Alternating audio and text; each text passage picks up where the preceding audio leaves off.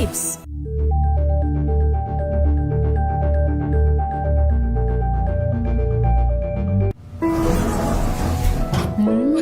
Amoy forever. Amoy LQ. Amoy New Calab Berry Blooms. Amoy kalat, amoy good vibes.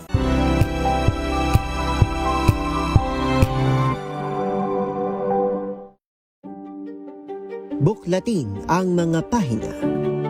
Pakinggan ang boses ng lipunan. Tunghayan ang mga issue mula sa ibang katayuan. Nakakalungkot kasi deserve ba namin ng ganito? Na hindi nila alam kung ano talaga yung kanilang mga karapatan. Yung gobyerno, tinulungan nila yung kanilang magsasaka. Pinapatahimik tayong lahat using various laws. Through education, kayang-kaya nating baguhin yung ganitong klaseng pag-iisip. Isang kwento, iba't ibang anggulo. Dito, sa Point of View.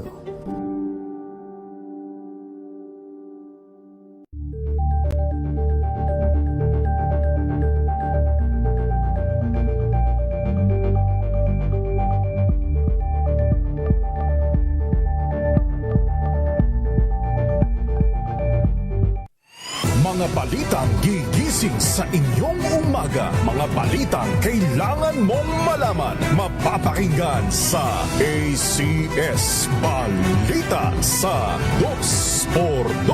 Kasama sina Anthony Taberna at Jerry Baha. Lunes hanggang Biyernes.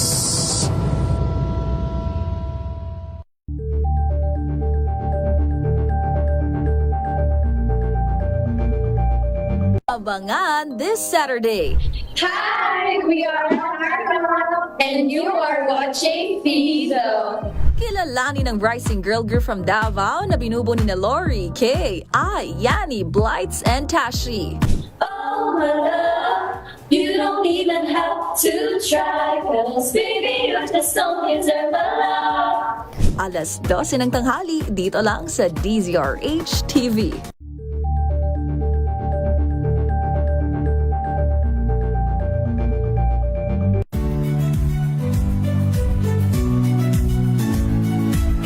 Magandang araw mga kaibigan. Ito po ang inyong balerina ng bayan, si Lisa Makuha Elizalde, na nag-aanyaya sa inyong samahan kami at ang aming mga espesyal na panauhin para sa kalahating oras ng masayang kwentuhan sa aming programang Art to Art, kung saan ang usapang sining at kultura ay para sa lahat. Huwag kaliligtaan, tuwing linggo, alas 3:30 ng hapon, dito lamang sa DZRH Radio, DZRH TV, at via online streaming. Mga kalunas, dahil sa inyong pagtitiwala, ang Lunas ay may extension na. Lunas Extension. Magandang gabi Luzon, Visayas at Mindanao. Welcome po sa programang Lunas Extension. 30 minutes pong makakasama ang inyong lingkod, Elanie Bensal. At mapalad po tayong pinaunlakan po ang ating imbitasyon ng ating ophthalmologist mula sa De Los Santos Medical Center. Walang iba kung hindi si Dr. Patrick Stephen Menjola. Welcome po natin siya. Magandang gabi po sa inyo, Doc. Magandang gabi sa inyo. Magandang gabi rin po sa mga nakikinig sa atin at nakasubaybay sa tatlong cable channels, Sky Cable 129, Cable Link Channel 3, and Signal Channel 18. Maaari nyo rin po kaming sundan at ilike ang aming Facebook account na Luna sa DZRH at Radyo Natin FM. Ngayong gabi po, Doc, pag-usapan po natin yung tinatawag na kuliti o stay. Ito daw po ba ay sanhi ng pamboboso o paninilip? Okay. Ganito, no? Ang kuliti, para maintindihan nating mas maigi, isipin natin na ang ating mata, yung eyelids, no? Okay, gumagawa yan ng mantika. Okay, ito yung talukap, Doc. Okay, oo. Kasi ang mata, no, kailangan siya moist lagi.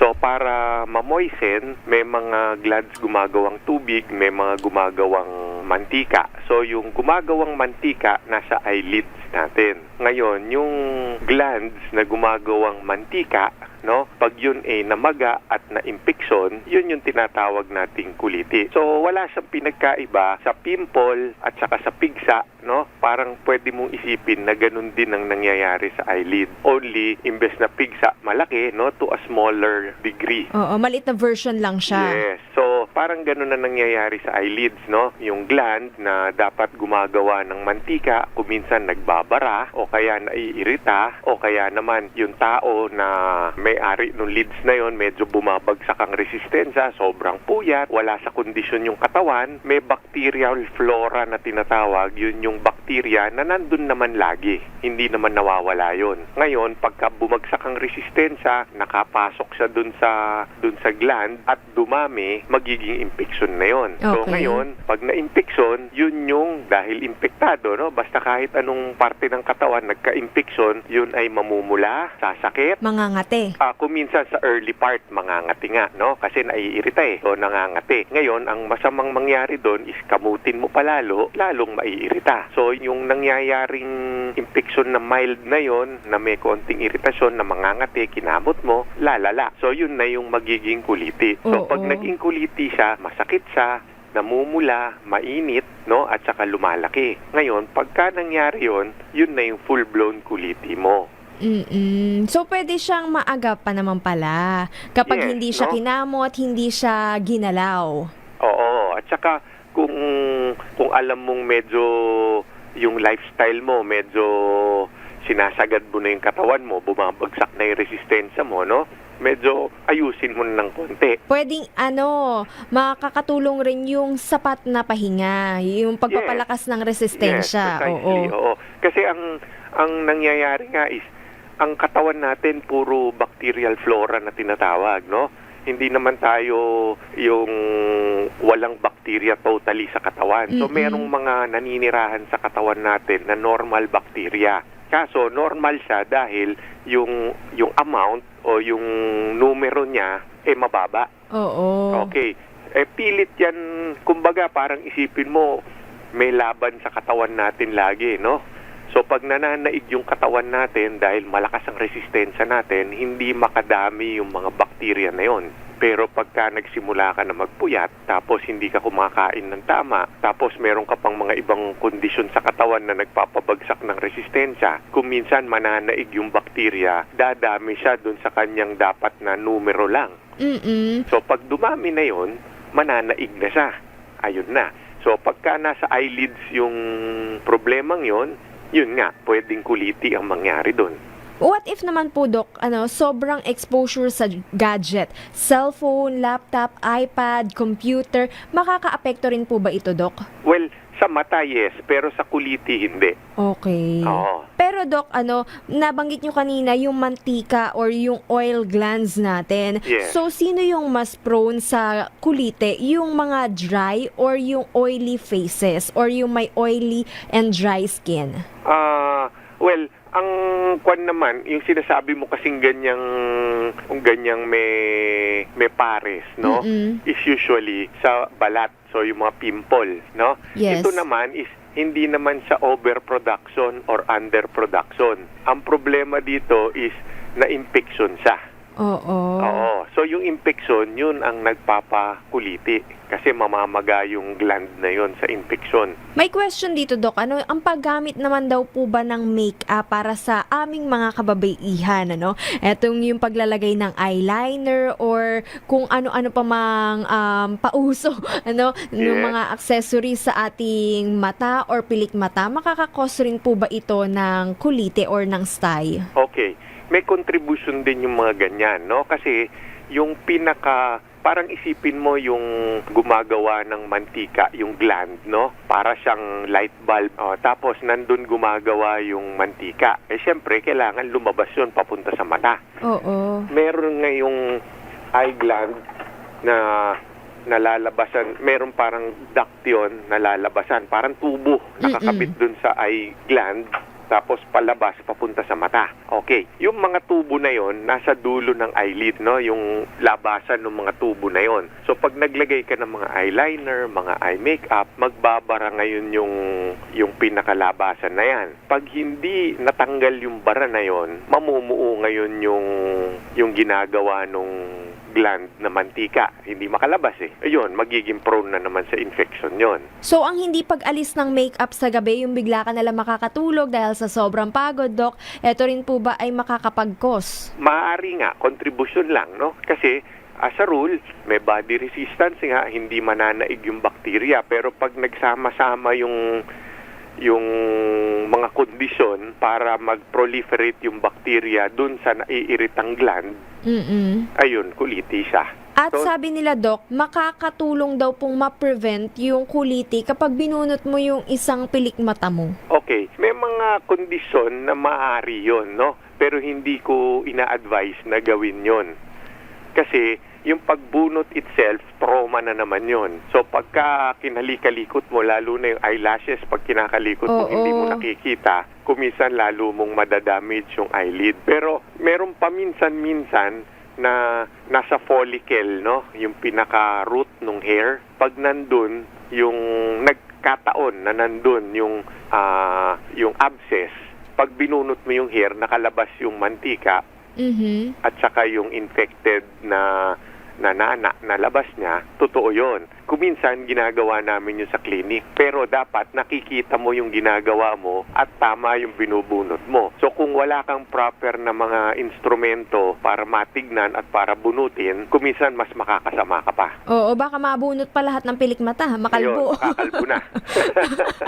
Eto po ba ang colitis, walang pinipiling gender, mapababae o mapalalaki, pwedeng magkaroon? Yes, oo. Pareho lang naman ang eyelids ng lalaki at ng babae. So pareho lang siyang wala pwedeng... pong connection yung pamboboso o paninilip? Wala. Oo, yan yung madalas kong marinig na joke, no? Sa mga pasyenteng dinadala sa akin. Oo, pero actually wala siya. Pero sa edad, Doc, meron po bang mas prone na arise ng colitis sa mga bata or sa mga matatanda o di naman kaya sa mga nasa working moms and dads? Well, usually naman wala, no? Like I said, nasa konstitusyon ng katawan ng tao eh. Merong mga taong nananaig talaga yung bakterya, no? Merong taong bagsak ang resistensya, merong isang tao makamot lagi sa mata niya, merong taong gaya sabi mo kanina naglalagay ng makeup, medyo napapakapal, tapos hindi nililinis. So yung mga conditions lang na favorable para sa mangyari ito, kuminsan yung isang kondisyon lang, hindi pa rin mananaig yan eh. Pero pag nagsabay-sabay na, pinagtulungan mo na, ayun, kuminsan lalaki na yung colitis mo. Paano natin ma-describe yung nararamdaman ng taong may colitis, Doc? Well, yun na nga, no? Gaya na sabi natin kanina, pagka nagsisimula ang impeksyon, naiirita, kuminsan may kati silang nararamdaman sa simula. Unfortunately, syempre dahil makati, sisimulan mo ng kamutin. Yes. Okay, yung pagkakamot na yon is traumatic, no? Kung iisipin mo yung nipis ng eyelid, parang papel yan eh. Oo, ganun lang sabay kanipis. kakamutin mo ng napakalakas, no? Na kumbaga parang nagugulpi yung nato-traumatize yung pinaka-eyelid mo. So lalala tuloy yung nangyayaring iritasyon, lalala na yung infection, no? So tuloy-tuloy na yon. Kaya yon, pagka makamot ka, mangyayari yon. Tapos so pag lumaki na siya, dahil medyo maliit yung gland, pupunuin mo ng nana, di syempre nagkakaroon ng pressure sa loob. Nagkakaroon siya ng nana sa loob. Oo, kasi basta may infection, usually ang byproduct nun, nana. Oo. So kung yung lalagyan mo, napakaliit, and dami-daming nana, magiging very tense ngayon yung gland, di ba? Yes. So, dahil tense siya, sasakit. Tapos, yung mga kumbaga kapitbahay niya ng mga tissue, kakalat dun yung infection, medyo mamamaga din. Kaya kung mapapansin mo, kuminsan yung buong lid na magana. Okay. So dahil may pamamaga, usually namumula yan, masakit yan, mainit yan. May mga katanungan dito, Doc, kung nakakahawa daw po ba at kung gaano katagal usually nararanasan ng isang tao ang kuliti. Ito po ba ay tumatagal ng 1 linggo or maaaring magkaroon pa ng recurrence kapag nagamot? Ano nga rin po ba yung tamang gamutan para dito? Yan po ang ating aalamin sa ating pagbabalik dito po sa programang Lunas Extension sa DZRH at RHTV. Magbabalik tayo pagkatapos lamang ng ilang paalala.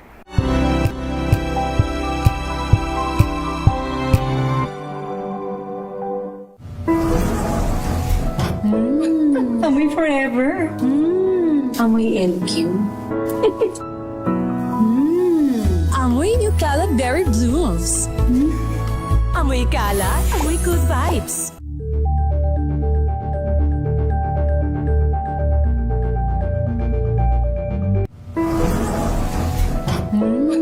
Amoy forever. Amoy LQ. Amoy New Cala Berry Blooms. Amoy Cala, amoy good vibes.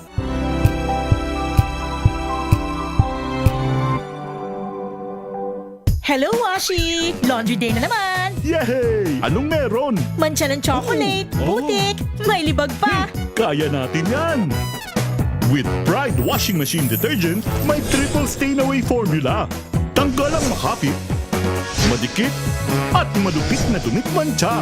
Kaya easy-easy ang labada. Mula noon hanggang ngayon! All you need is pride. All you need is pride. ACS.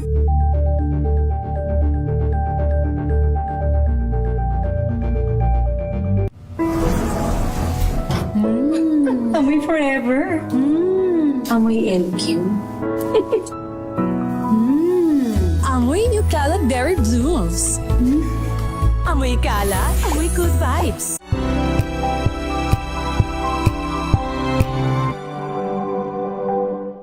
Maagang balitaan, maagang usapan sa mga issue at balita. Kasama si Kuya Angelo Palmones sa Magandang Umaga Pilipinas. Mula Lunes hanggang Biyernes.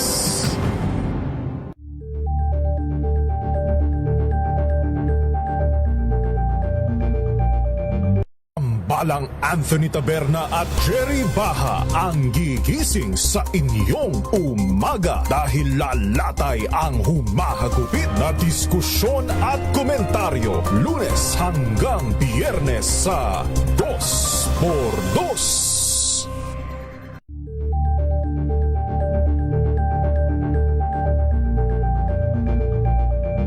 We've got you covered. From the hottest hits, exclusive interviews, kilig to the bones fan meet experience, and hataw performances of your favorite stars. Saturdays, 12 noon, dito lang sa DZRH TV.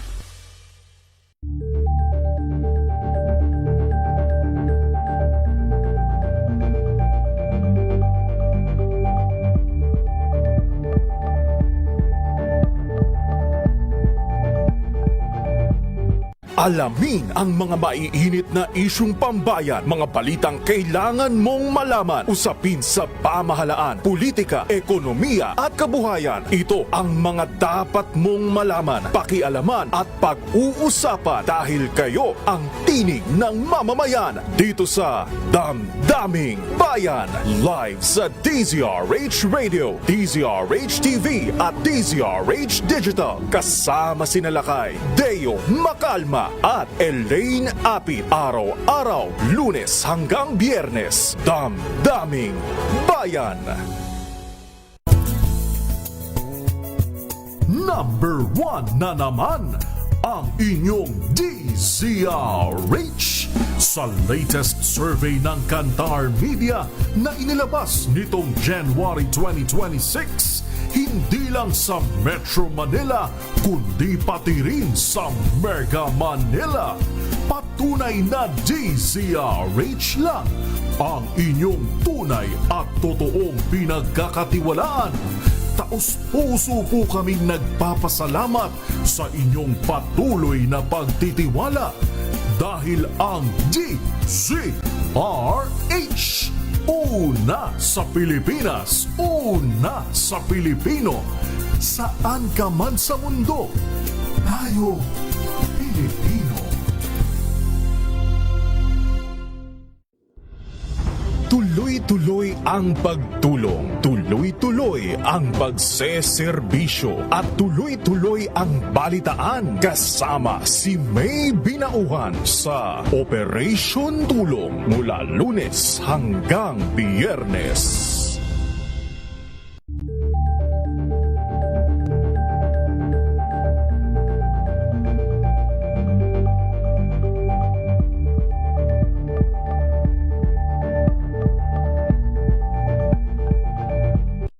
Mga dagdag na kaalaman at usapang pangkalusugan. Lunas Extension.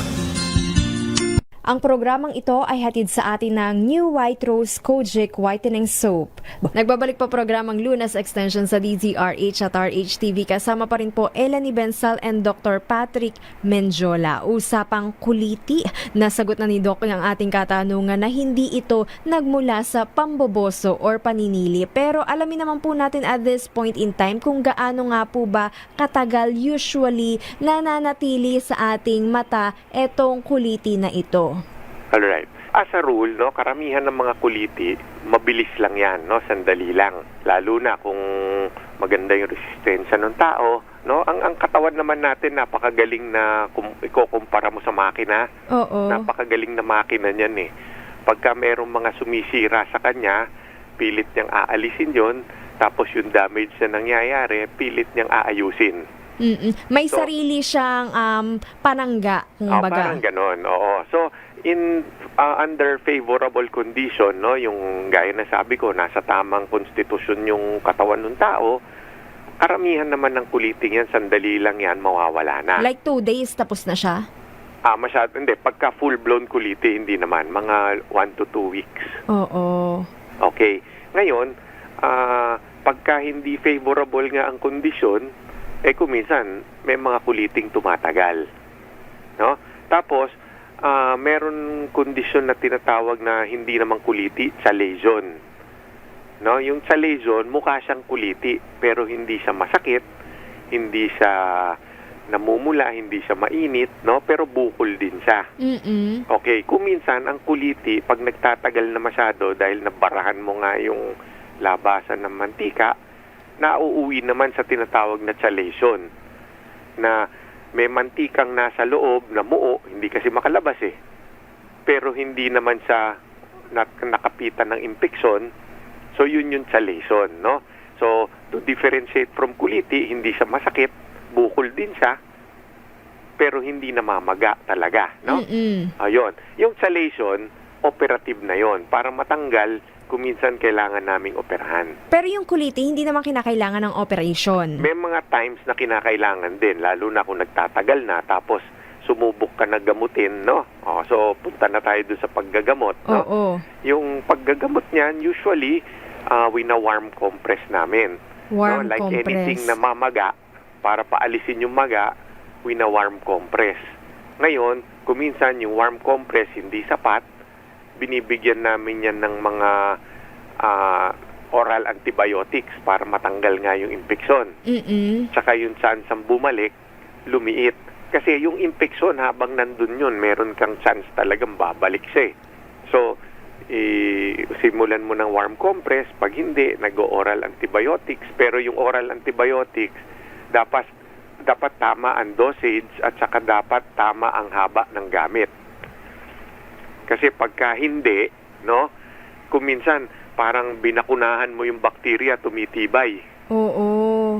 Yun. So, kailangan paggamit mo ng antibiotic, siguraduhin mong patay yung bakterya. Kung hindi, sa susunod niyang pagbalik, mas matibay na siya. Ayun.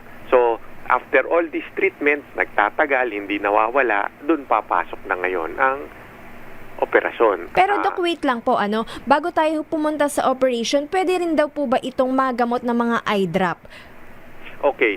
Yung eye drops kuminsan nakakatulong, no?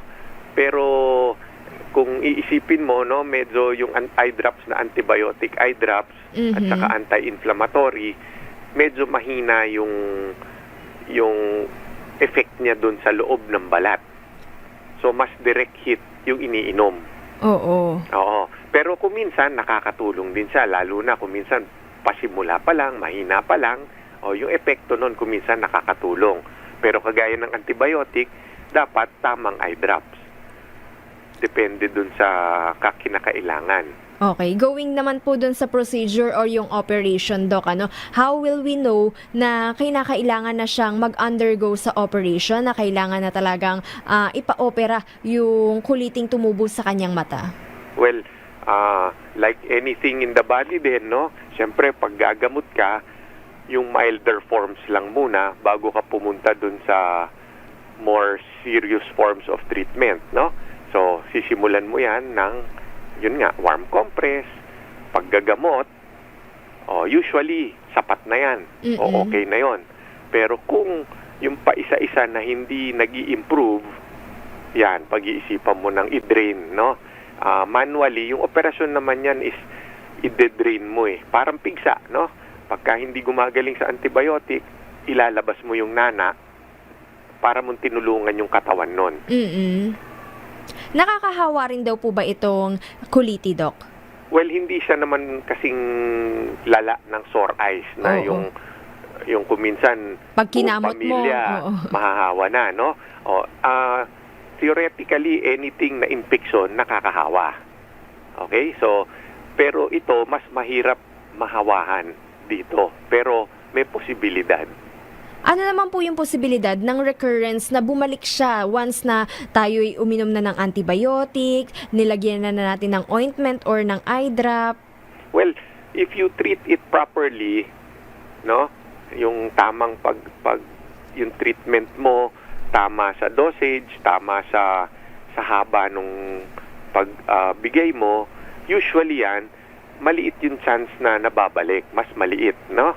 Pero kung kulang yung pagkakagamot mo, ayan na naman yan, nandyan na naman yung matapang na mga bakterya na yan, pag bumagsak ang resistensya mo, mas malamang nga, babalik na naman siya.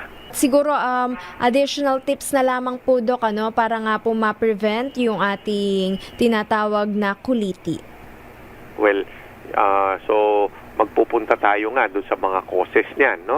So ang pinaka-importante siguro is kung lalagyan mo ng makeup yung mata mo, babae ka, linisin mo.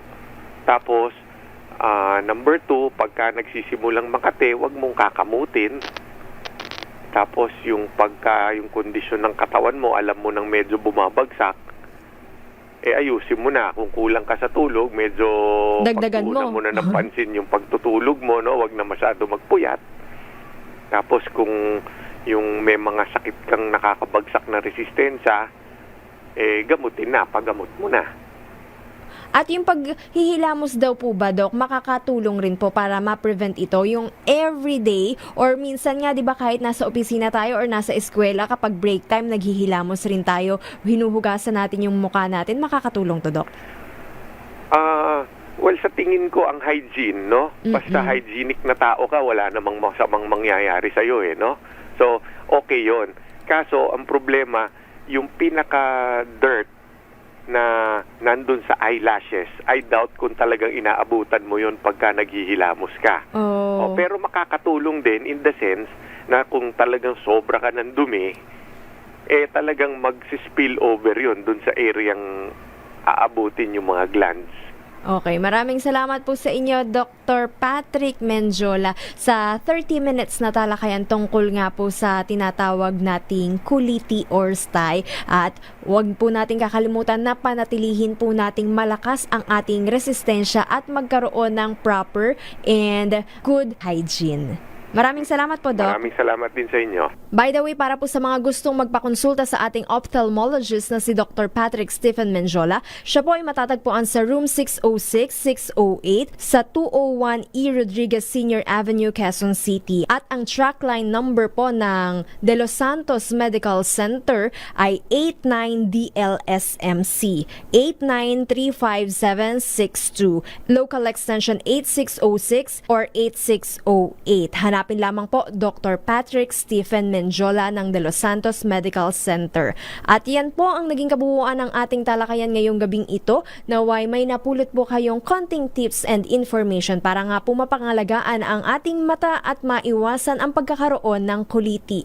Para nga rin po pala sa ating mga tagapakinig, maaari nyo pa rin pong ilike ang aming Facebook account na Lunas sa DZRH at Radyo Natin FM. Inyo pong nakasama, Eleni Bensal bumabati sa inyo ng magandang gabi.